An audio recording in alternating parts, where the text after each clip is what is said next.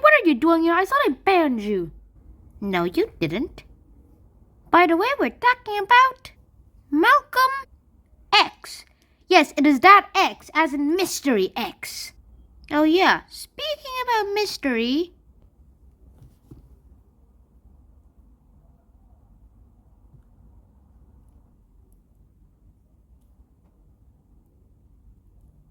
But I'm not using you tomorrow.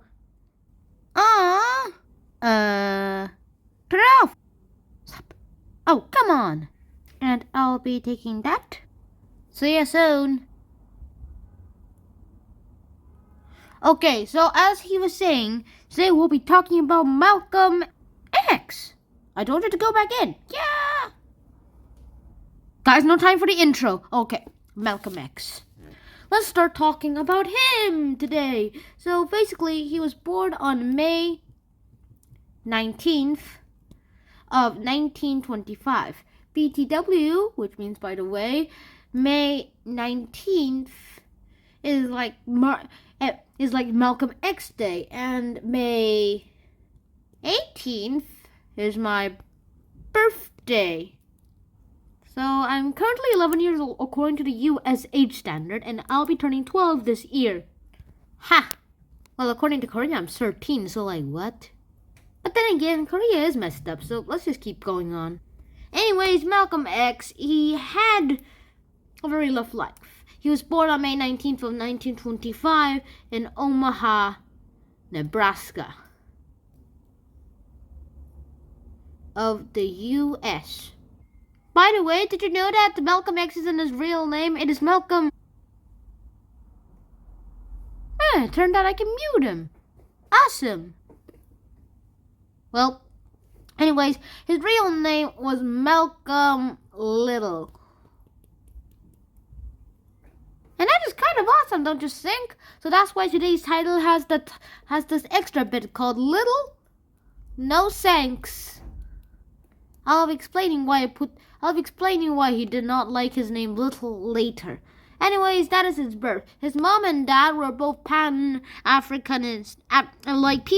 They like people who are Pan-African activists. In fact, they were Pan-Africanism too themselves. They especially like this guy named Marcus Garvey.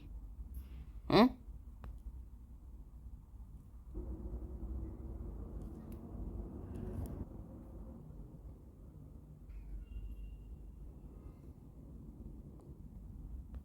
Okay, enough of that.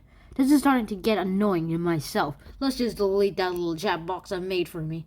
Anyways, back to Pan-Africanism. So basically, they like that guy named Marcus Garvey, and eventually we'll have a little bit of a similar type of guy. Also, they were constantly harassed by the KKK. In fact, they had to move into different states. They've had to move to Milwaukee in 1926 and then shortly after to Lansing, Michigan to just stay alive. And they were completely harassed by the Black Legion, a branch of the KKK. But instead of wearing pointy silly white hats that could fight Black Panther and somehow burn them, I mean, I'm surprised someone was able even to burn Black Panther.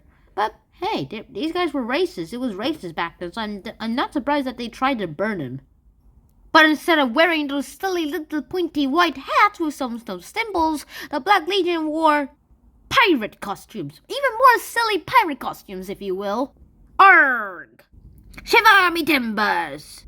And they especially acted like one too. Bang, bang, bang. Ba, ba, ba, ba.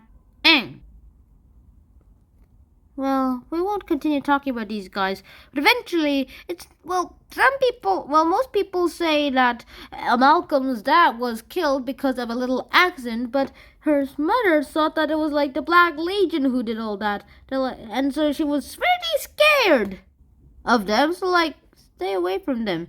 I'm surprised that they even target black people when they're wearing black costumes. Ugh. And then Malcolm's mother started having mental problems, so she was sent to the mental hospital. And because she was sent to the mental hospital and now they had no guardian who was well enough or alive enough to take care of them, the siblings were sent to foster homes. Like how they do in the movie Shazam! Shazam! Crackle, crackle, crackle, crackle.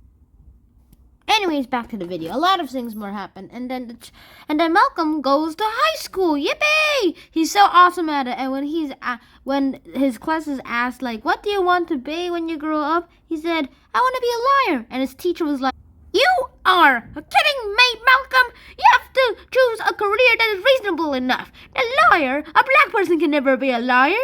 How about carpentry? What the? And this was the main reason why graduation, he doesn't take the chance. And decided to take his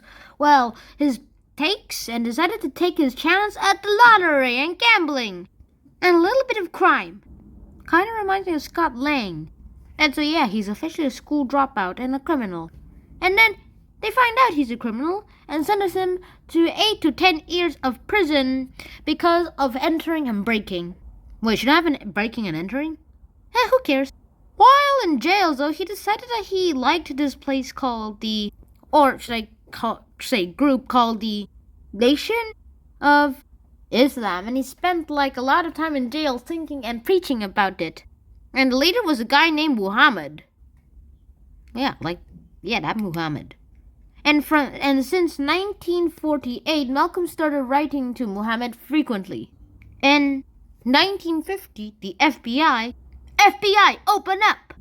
opened up a file about him and decided to record a lot of him, especially since he called himself a communist. And you know how the USA does not like the old commies. Whatever. And yeah, a lot of things happened. And then after, Malcolm X found out that Muhammad, cheated on his wife and raped 8 teenage girls, resulting in 7 of them becoming pregnant. This was confirmed by Muhammad's son Wallace. And he revealed this to the world.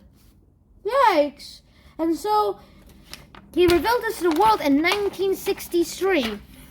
And then he left the nation in March 8th of 1964. He announced that he left the nation on that public date. And then on April of 1964, he went and did his Hajj, meaning the pilgrimage to Mecca. Yes, this is the right one. I mean, look at all those people. When I first looked at this photo, they looked a lot like candles, and then I realized they were people. At first I thought they were stairs. Weird. And then, on April 3rd of 1964, Malcolm X in Cleveland, Ohio, presented his speech, The Ballot or the Bullet, which ranked number 7 on the ranking from the best to the worst of American rhetoric speeches, and I did a cut or a trailer of it. I haven't done the full speech yet. It'll be coming after I make the 100th speech, which is gonna be hard. And he kept getting death threats from the Nation of Islam. So, a magazine published his photo, dramatizing his resistance, holding this, I think it was a M1 caliber gun. No, that's definitely not an M1 caliber gun, but whatever it is, a gun, and looking out the window just in case someone might shoot. And then finally, not finally, so I really hate this part, though. This happened. It was on February 19th of 1965.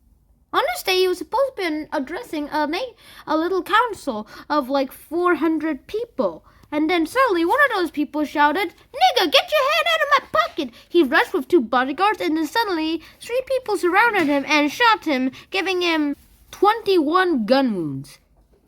I mean, that's so many gun wounds, dude. How can you survive that? Turns out, he didn't. And he died after that. His death was announced at 3:30 p.m. So I guess I should write something more accurate. Wait a second, guys. 15:30. People came to pay respect to him, and because of this and all of his work disappearing away from him, the Black Panther Party was created. One of the co-founders was Stokely Carmichael, which I already made a talk show on, so go check that out. And yeah, that is the end. Great. In they got 3 suspects, and they were all from the Nation of Islam. And then, like in 2021, which was last year, the charges. Wait a second, guys. The charges were exonerated last year. That is so messed up, guys. I mean, yeah, this guy kind of was a suck person. I mean, this guy kind of sucked. But then again, he was also a good person. He didn't deserve that. If you're wondering why this is Hajj Malik El Shabazz is on his grave, well, it's because he changed his name to that when he went onto the pilgrimage. He changed it to Hajj Malik El Shabazz, but people still keep calling him Malcolm X. Betty S is his wife. That is all I'm saying. So yeah, that truly is the end.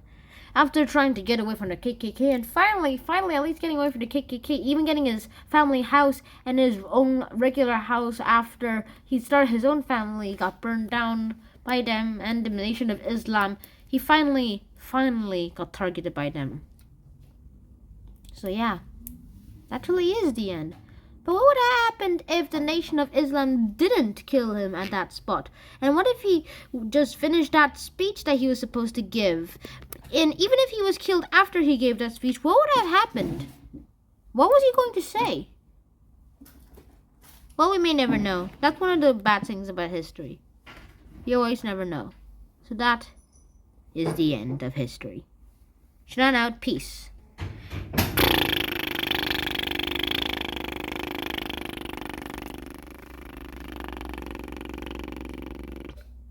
The end, the end, the end, the end, the end, the end, the end, the end, the end, the end, the end, the end, the end, the end, the end, the end, the end. See you guys in the next episode. Bye, guys.